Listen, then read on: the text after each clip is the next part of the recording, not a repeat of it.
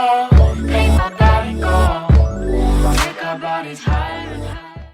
E aí galera do sexto ano, tudo bom com vocês? Aqui novamente é o professor Jefferson Sena e hoje nós vamos trabalhar estudos amazônicos, as ordens religiosas aqui na nossa região amazônica, tá? Lembre-se que nós falamos na aula passada aí sobre os portugueses, né? A gente trabalhou esse processo de ocupação aqui dos espanhóis e depois principalmente dos portugueses aqui na nossa região. Mas eles não estavam sozinhos não, né? Eles contaram com uma ajuda muito importante aí desses missionários, né? Das ordens religiosas. E é o que nós vamos trabalhar hoje aqui, tá? Na outra semana a gente vai trabalhar esse tema aí, mas eu vou trazer um outro texto também que vai falar, vai ter uma outra visão aí que é para reforçar o nosso conteúdo. Bora lá começar então, galera? Veja bem.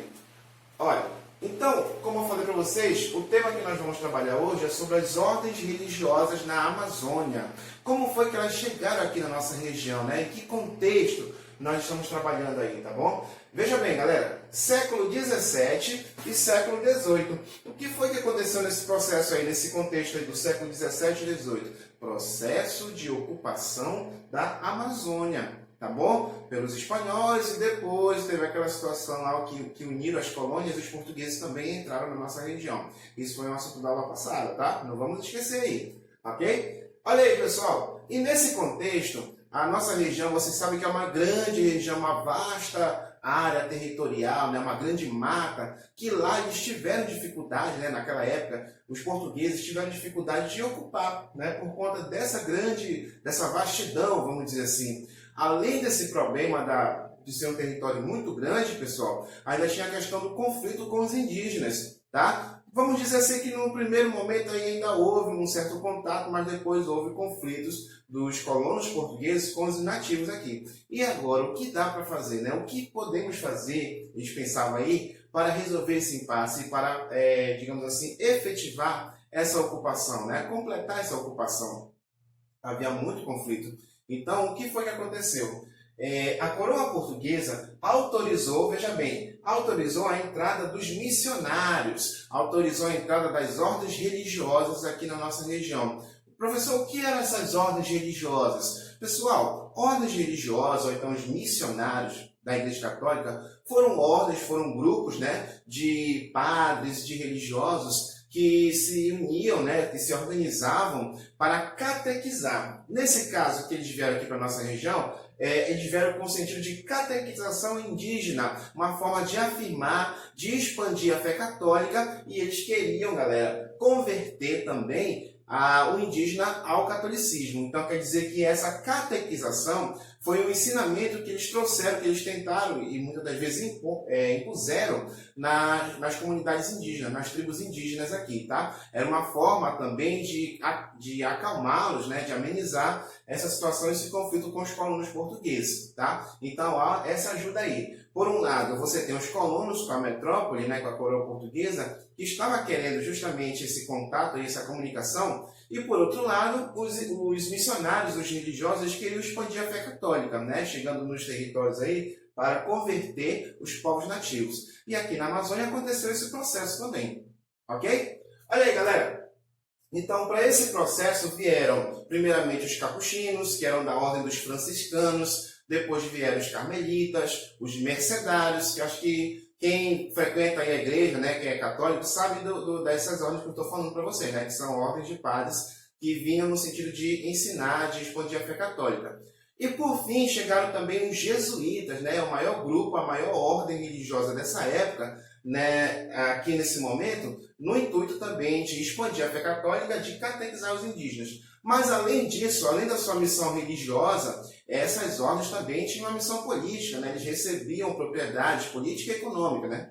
Recebiam as propriedades, faziam com que os indígenas trabalhassem, né? Estabeleciam comunicação, aprendiam o idioma local, a língua dos indígenas e também, ao mesmo tempo, ensinavam a cultura europeia. No caso aqui, a língua portuguesa, a religião católica aqui para esses indígenas, para esses nativos. Tudo bem aí? Então, veja bem, pessoal, nesse processo aqui de missão religiosa, nesse processo de catequização, tá?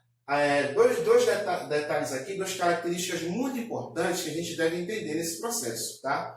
O processo de descimento e depois os aldeamentos. O que era isso daí, tá? Eram estratégias, tá? os missionários entravam na mata de fato, juntamente com os colonos, em busca das tribos nativas, tá? Realizavam contatos amistosos, né? Faziam essa comunicação, aprendiam, muitas das vezes eles até viviam dentro dessas comunidades, dessas aldeias indígenas, tá? E lá eles faziam um processo de descimento, ou seja, eles subiam os rios, né? Subiam a mata e convencia, tá? Quando você for colocar lá no seu trabalho, você coloca convencimento aqui, ó.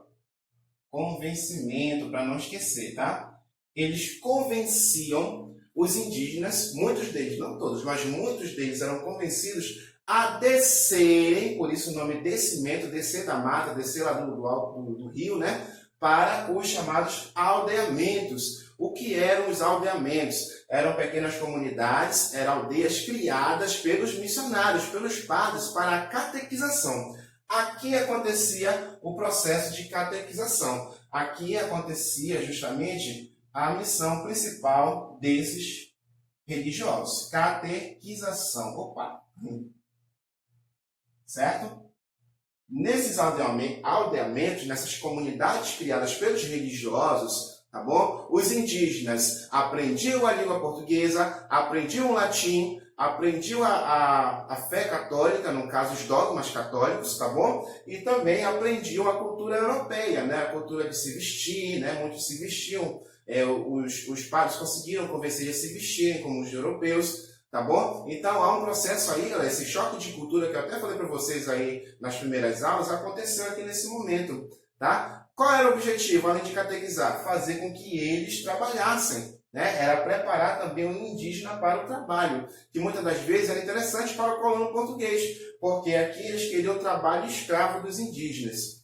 E os missionários, os religiosos, serviram como comunicação, tá? Entre o colono português e o indígena e o nativo da floresta amazônica. Tá bom? Então, muitas das vezes aqui, o indígena trabalhava, ele aprendia a fazer embarcações, aprendia a fazer casas, ok? Cuidar da planta, da roça, perdão, plantava, né? Enfim, fazia a extração das drogas do sertão. Então, todas essas atividades, de certa maneira, o indígena fazia aqui nesse território. Ok? Então, os colonos queriam, de certa maneira, esse trabalho do indígena, enquanto que os missionários, além de catequizar, também queriam esse trabalho. Então, isso aqui gerou muita riqueza. Os indígenas geraram muita riqueza nesse primeiro momento aí, tá? Para os colonos, para os religiosos. Tá bom? Então, nesse primeiro momento aqui, galera, de contato, de catequização dos missionários sobre os indígenas, tá?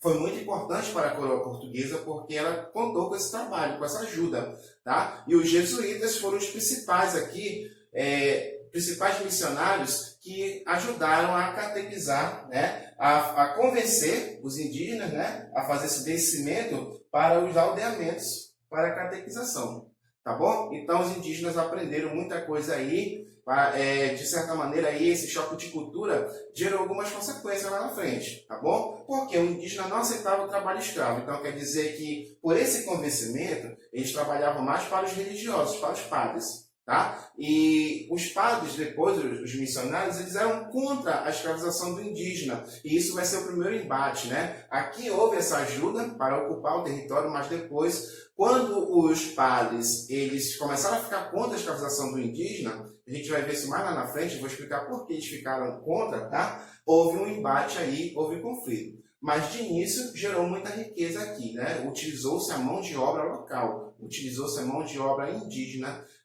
aqui na Amazônia, tá bom? Pessoal, então veja bem, esse primeiro momento aqui é um momento breve, tá? Sobre esse processo de missionário, né? Essa missão, ok? Tudo isso aqui a gente pode chamar como missões, certo? Como está aqui nesse mapa para vocês, que vai aparecer agora para vocês, tá? Você tem essas missões. Olha aí, ó. Começou lá em Belém, digamos assim, né? Na entrada da Amazônia, e você tem essas cruzinhas que você já viu essa imagem aí, tá? Nas nossas outras aulas. E tem no material de vocês. E essas missões serviram justamente para ajudar os colonos a entrar na Amazônia e aprisionar, ou então fazer os indígenas trabalharem para eles. Tá bom? Então, pessoal, a gente vai ficar por aqui nesse primeiro tema, nesse primeiro momento, perdão. E quando for na próxima aula, a gente vai ter um outro textozinho que vai reforçar esse processo. E aí eu vou explicar por que eles entraram em conflito aqui nesse momento. Beleza? Olha só, galera, para a gente terminar, nesse material aí de vocês, vocês têm 4 questõezinhas básicas que vocês vão fazer, tá bom? Qual foi a solução encontrada pela metrópole portuguesa para realizar a ocupação do extenso território amazônico, tá bom? Tá aparecendo aí para vocês aqui no vídeo, tá? Para a Amazônia vieram diferentes ordens religiosas. Quais eram estas ordens? Você vai encontrar no texto: os mercedários, os capuchinos, que são a ordem dos franciscanos, jesuítas, enfim. Dê uma lida no material, tá bom? Terceira questão, qual era a principal função dos missionários que vieram para a Amazônia? Qual era essa principal função? Olha aí, ó. Olha a nossa explicação, mas leia também o material, beleza? E por fim, pessoal, o que os indígenas aprendiam nos aldeamentos? Eu, de certa maneira, eu coloquei para vocês aqui de maneira geral o que eles aprendiam. Mas você vai encontrar mais coisas no material de vocês. Então, leiam, resolvam as questões, tá bom? Prestem bem atenção no que está pedindo e qualquer coisa me chama. Pessoal, valeu aí então. Essa foi a nossa aula de hoje. Qualquer coisa me chame, tá? Espero que vocês tenham gostado, tenham entendido. Não esqueça de deixar o like de vocês. E a gente se encontra no próximo momento aí na semana que vem. Tchau, tchau, galera!